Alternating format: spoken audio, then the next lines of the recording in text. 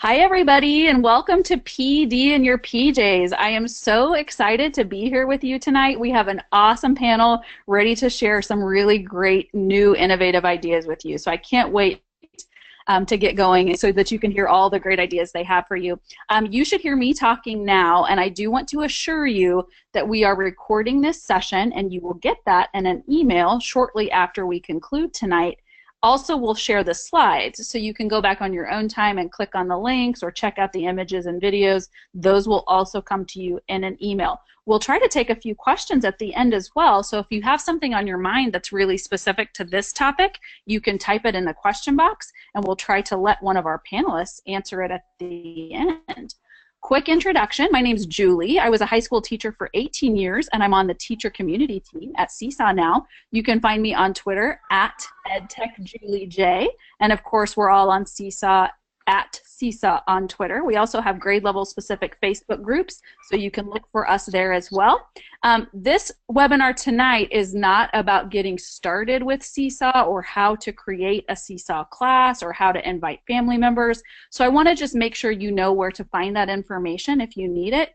Ideas.seesaw.me will help you get started, and we always have free online PD available, and you can find the list of those upcoming webinars at web.seesaw.me/PDs. So check out some of those resources there if those are the topics you need. But I am so excited for Tricia and Andy to start talking. So I'm going to wrap it up just by reminding you, please do take the survey at the end of the webinar tonight, because we do randomly choose a t-shirt winner. We love your feedback, and so as an incentive for you to complete that survey, we'll enter you for a chance to win the shirt. Okay, our guest presenters tonight are Tricia Lewis and Andy Leiser. Tricia is from Wisconsin and Andy's from Minnesota, so we're all Midwesterners, and we were just taking a few minutes before the webinar started to talk about the weather in our various necks of the woods. But these are two people who I've followed for a long time on Twitter and who are great contributors to our Seesaw community. They share all kinds of ideas and resources, and I wanted to make sure after they both had shared something in the recent past that they could come on one of our webinars and share with you as well. So you can see from the bios that you're seeing now on your screen that both of them use both iPads and Chromebooks. So they're going to give you some tips about both of those kinds of devices tonight. And that's kind of our topic. You know, everybody's device setup is different, and they may be using a different platform, but the key is to make the best of whatever device and setup you have in your classroom. So they're going to give you lots of insight about that still tonight. Tricia's going to be the first one to talk, so I'm going to click through her slides for her, and she's going to tell you a really cool trick she came up with for photography on a Chromebook. You can take it away, Tricia. Okay, can you hear me now? Yes, sounding good. Okay, thank you. Again, hello everyone. Again, I'm Tricia Lewis, and I'm here to help you hack your hardware that you would have with Seesaw. I've always been the one to find a lot of ways to use something once I bought it, and I really like to experiment and try to find different things to make something work. You know, in our pinched budgets that we all have, we want to all make it work. And I know Project Runway is on later, so we really want to make it work moment tonight. And you can follow me at TA Lewis on Twitter. I've got lots of good stuff. It's always good technology stuff. So we're going to talk about this first one. This first trick that we're going to talk about is a Chromebook with a compact mirror. And I must admit that I was inspired by our friends at Play Osmo with this, and I always thought it'd be interesting if we could have Play Osmo with a Chromebook, but it didn't quite want to work out that way, so I thought, I wonder if a mirror would work. So she's going to go ahead and go to the next slide here, and I'm going to tell you the ingredients about this hack that you're going to need. Of course, you're going to need a Chromebook. Any size Chromebook will work. I've used this with like a 14-inch or 11-inch or whatever. A compact mirror from the dollar store, so our favorite little places to grab some things, or you can repurpose one of your old makeup mirrors or something like that. A whiteboard, and I say preferably with a beveled edge, because then it kind of sits on top and it doesn't smush the keys while you're using it. Some Scotch tape or blue painter's tape. Blue painter's tape doesn't leave any residue, and it just quick sticks down. And then access to this website that's called webcamera.io. This is a app that you can find in the Chrome Web Store, but one of the pictures that they have on there, I wish they wouldn't have it. It's kind of questionable. So I always just direct students to the link, and then we pin it to our shelf on our Chromebook. So when we go on to this next slide here, this is how this hack works. So what you're going to do is you have your favorite little Chromebook, and you take the mirror and you actually attach it on top of the Chromebook just by a little piece of tape on the back side of it. So the hinge kind of sits on top. And you can see that I have placed the whiteboard on top of the keys, and that's got that little bit of a beveled edge on that whiteboard. I've also developed that if you put like a folder in between the whiteboard and the keyboard, that kind of cuts down on some of the noise when you're recording as well. And then you go to that webcamera.io website that you can see in the next picture, and you simply hit record. And the reason why I like this website is because it mirrors the image of the video. So if you would use this natively in Seesaw, your writing would be backwards. So this takes it and mirrors it so that you're going from the camera to a mirror, and then it flips it again, and you can just record. And then when you get done, you can download the video right to the device or to Google Drive, and of course then upload it to Seesaw, just like anything else that you're going to app smash in there.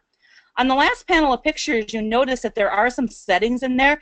You can also make the recording full screen. If you look at the first and second picture versus the last picture, you can see that's in a full screen. There you can toggle the microphone, so if you don't want any other noise, if you just want to catch the writing, you can have that in there. You can also change the quality of the video from a 480 to a 720. 480 is just fine, 720 is better, just for the size of everything.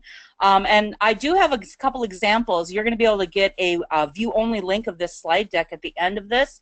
And you can see the math problem that I've done there. I do have a video of that math problem that I've attached onto this slide deck. And then also, if you don't want to use a whiteboard, you can just take a regular old piece of paper, worksheet, whatever you want, and just put it on top of the whiteboard. And you can see I did that with the handwriting example as well. And I just recorded that without the sound. It's just showing practice. It's a good way to catch the way that they're holding a pencil, all that kind of stuff you cannot see on a regular screen recording, maybe definitely in Seesaw. So let's take a look at the next hack. That one was with a Chromebook. And since we also have iPads in our system, we have come up with an idea to use an iPad on a locker shelf. And seriously, this is cool. So when we go on to the next slide here, here are the ingredients that you would need for this hack. An iPad, of course, a wire or metal locker shelf with a grid top, which I actually got a couple because kids left them in their lockers at the end of the school year, the previous year, so you never know what you might find in recycled. A true hack. Again, some of that blue painter's tape. A clip-on book light is optional. And then also maybe the use of the Stage Pro app. And the reason why I recommend that is because you can actually write directly on live video and also narrate. So I actually was just on the Facebook and the Seesaw community, and people talked about recording people reading a book. This hack is going to work perfectly for this. So let's go ahead and advance the slide to see what this looks like.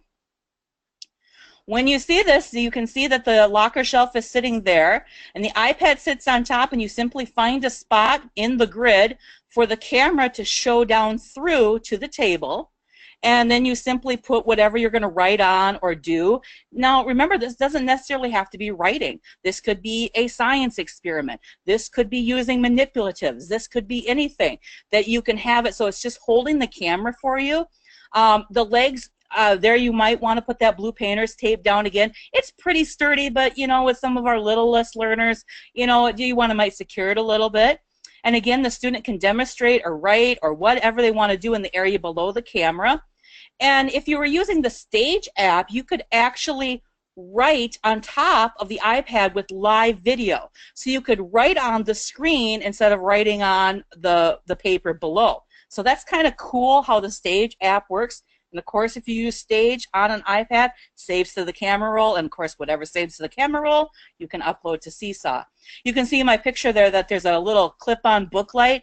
That helps for some of the lighting situations. The more natural light is better for an iPad any old time, but you can see I just had a little clip-on light from my favorite dollar store that I put on there as well. So I have some other hacks that you can use with your iPad, and we're going to go on to the next slide. And thinking about other iPad holders, and I know people are always talking about that when they're trying to record. You can use a typing stand. You can see in this first picture that the typing stand we have here is kind of a newer model. I actually made two iPads that leaned against each other, so this could be a dual way of using two iPads there. But the old-fashioned typing stands where the book leaned against that. Same thing with a cookbook holder. A music stand can hold that. You might be able to get an old one from your music department. You can see in another picture I have a tripod, just a regular old camera tripod, but I bought an iPad mount, 10 or 15 bucks off Amazon. Another iPad holder is the edge of a table or desk. And I saw this demonstrated somewhere, and it's just genius.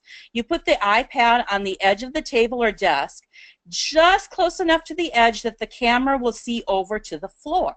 And then the student kneels down beside the iPad, and they do their writing on the floor, but then their voice is exactly at the right height to catch the microphone on the iPad. So it's a way to hold the iPad while they're trying to demonstrate something, write something, without having to have a special holder. And of course, our final holder that we can have is a buddy. You can show them about using their body as a tripod, or you know, putting their elbows close into their body so that they don't shake, and how to hold it. You know, it's a whole system about collaboration and working together. And they could have buddies that hold iPads for each other when they're trying to demonstrate something or tell a story or whatever. Sometimes it's kind of nice to have that iPad held. On my next slide, my little motto of what I always say with all these hardware hacks is, this ain't what you got, it's all how you use what you got. You know, I've worked with hardware from anywhere from an iPad 2 up to our newest, fanciest HP Chromebooks, and our new Chromebooks we're getting with the touchscreen, anywhere from old Windows XP PCs to Windows 10 PCs, every flavor of Mac and iPad in between. It ain't what you got. It's all how you use what you got. And these were just some examples of some hardware hacks. If you go on to the next slide, this is my final slide for right now. Again, I'm Tricia Lewis, and you can find me at Twitter. And I am more than willing to take email anytime if you want to email me at talewis@me.com. So I hope you enjoyed these quick hardware hacks tonight, and I'm going to turn it back over to our hostess with the mostest in Kansas, and let her click her heels to take you on to the next one. Oh, Tricia, thank you so much. I was just beaming and smiling the whole time because I loved listening to you and loved all the hacks you presented. Bear with me, listeners. I'm going to switch presenters so we can see Andy's screen next. Feel free to type a question in the question box if you have one for Tricia or Andy. You're going to be seeing Andy's screen here in no time. Okay, we can see you, Andy. Fantastic. You hear me just fine? Yes, we can. You got it. Well, hello there, Seesaw Land. I am Andy Leiser. I am in Hastings, Minnesota, and I am the elementary integration specialist here. I'm super pumped to be sharing with you today, and I have to give a shout right back out to Tricia Lewis. Her quote, "It ain't what you got, it's all how you use what you got."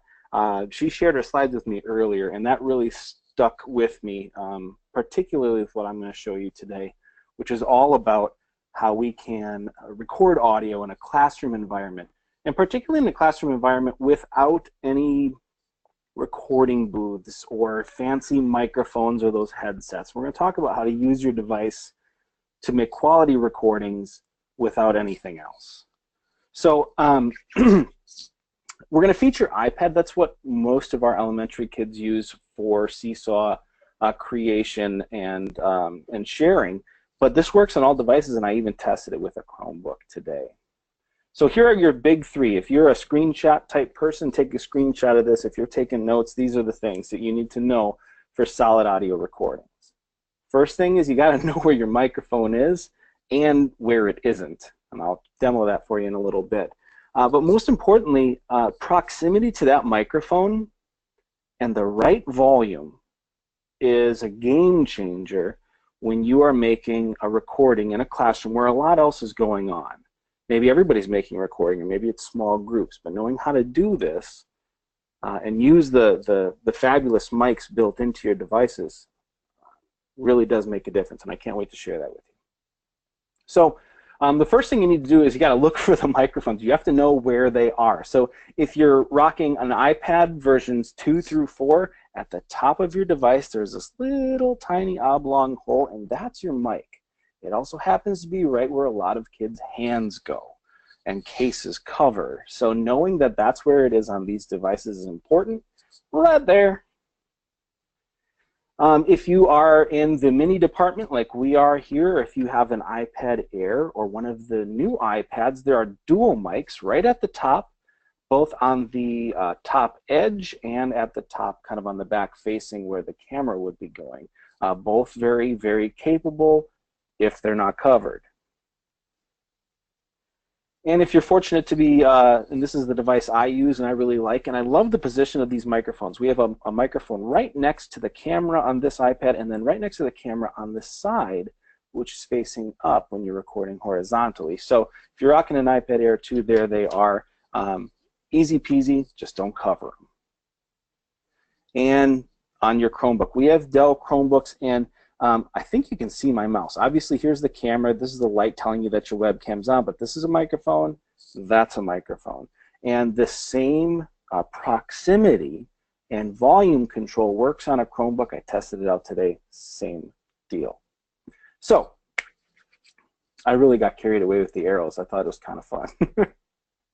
So proximity to the microphone is something that we sort of discovered by accident, and I've seen a lot of those little old-time handset microphone plugger-in doohickeys going around, and it made me think of, you know, just putting your thumb to your ear and your pinky to your mouth, and that finger phone, and that happens to be the perfect distance when you're recording audio on a device, that thumb to pinky distance. So if you can remember that sort of hang 10 or hang loose finger phone, that's your proximity distance.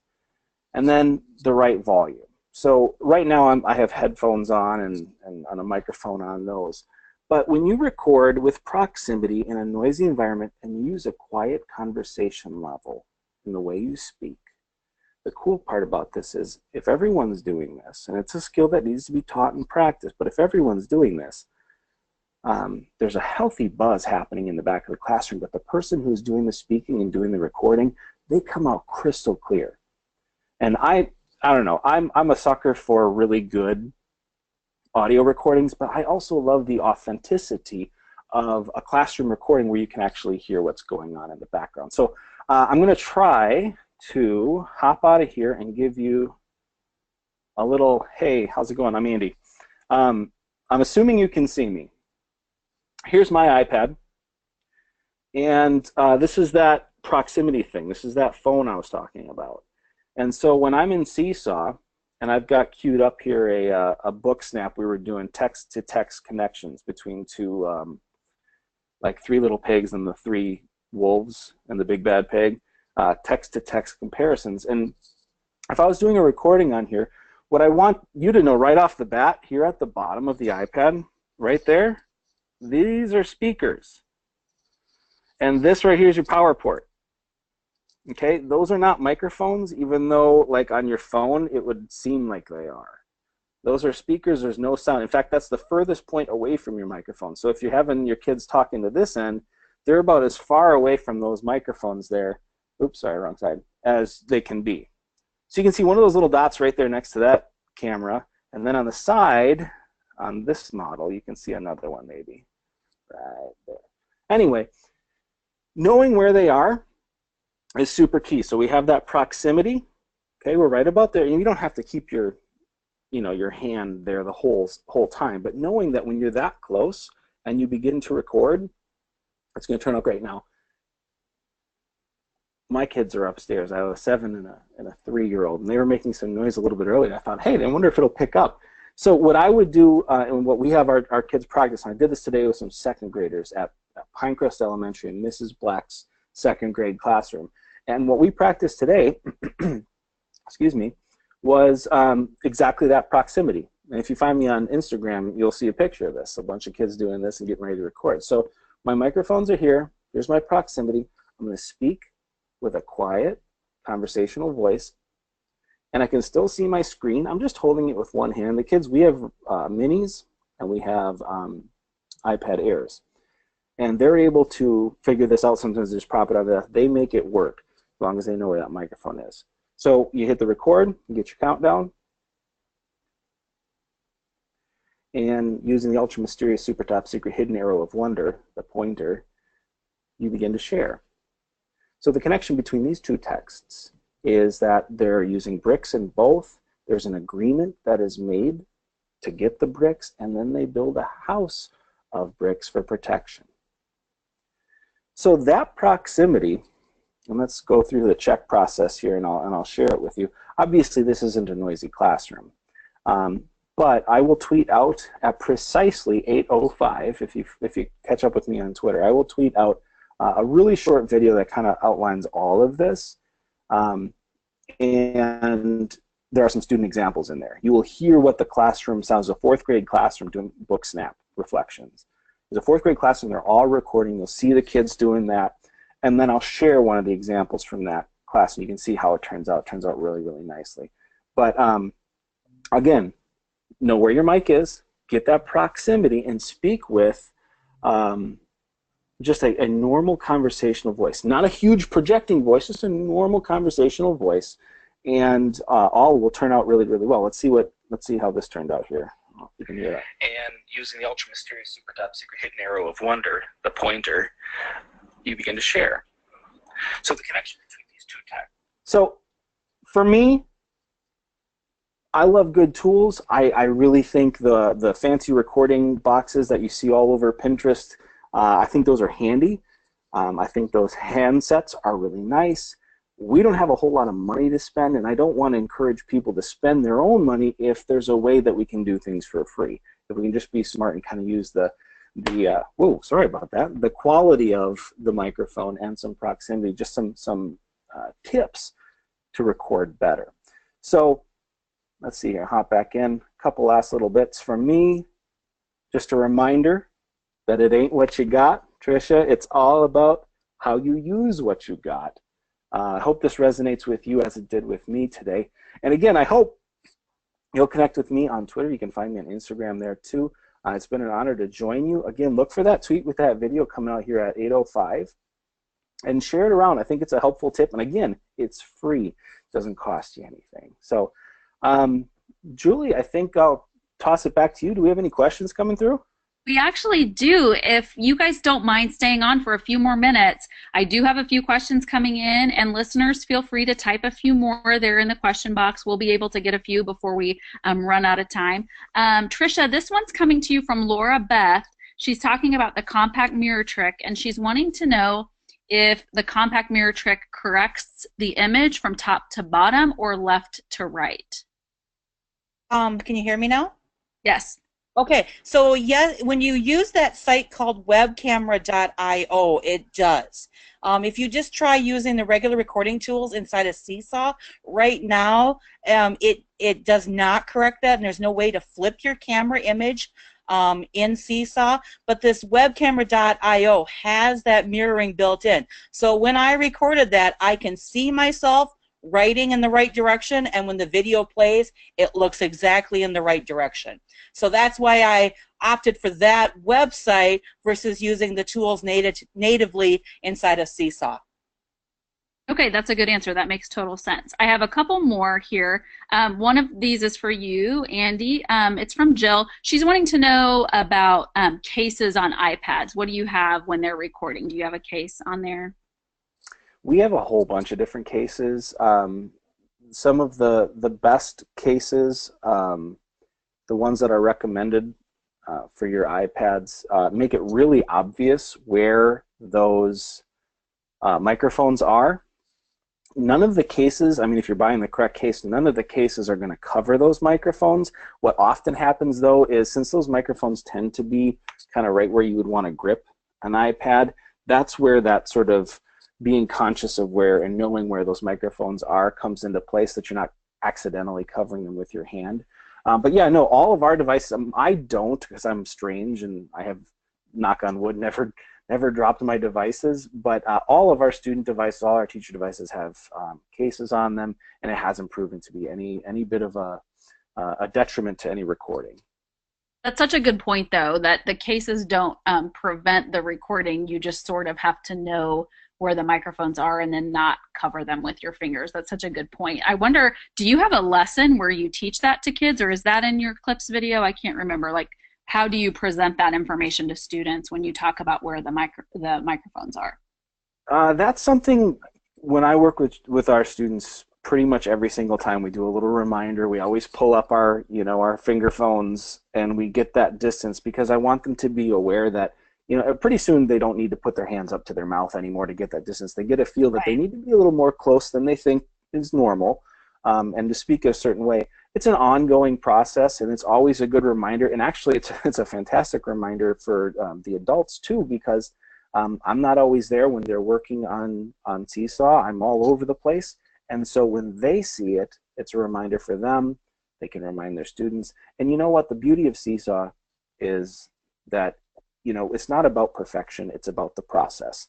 And so if you look back over the course of the year and you see how your recordings, how your artifacts, your learning evidence grows and progresses and gets of higher quality, that's a testament to the growth of your students in the use of these tools, and getting better at using them the right way, instead of just the polished, finished products always, every single time. So to me, starting the year, or having those oopses every now and then, which, oop, my finger was covering it, or man, that was crazy noisy and I can hear my teacher barking in the background, those are all learning processes, and we build on those so that we can get better and better and better, and pretty soon we're cranking out some pretty high quality recordings without anything extra. So well said, though. I mean, so many good points there. I don't have any more questions coming into the question box. Last chance, listeners, if you have anything to ask Tricia or Andy, type it in now. Otherwise, we'll be wrapping it up in just a minute. Remember, as you're typing, I'll remind you that you can find everything you need to get started with Seesaw at ideas.seesaw.me, and you can always look for any upcoming PD in your PJ sessions at web.seesaw.me/PDs.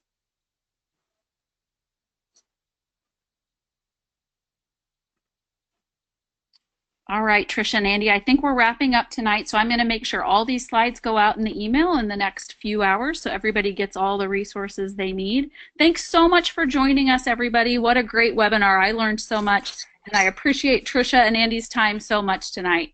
Thanks, everybody. Yeah, it was great. Thank you, guys. Have a great rest of your evening. Bye-bye. Bye.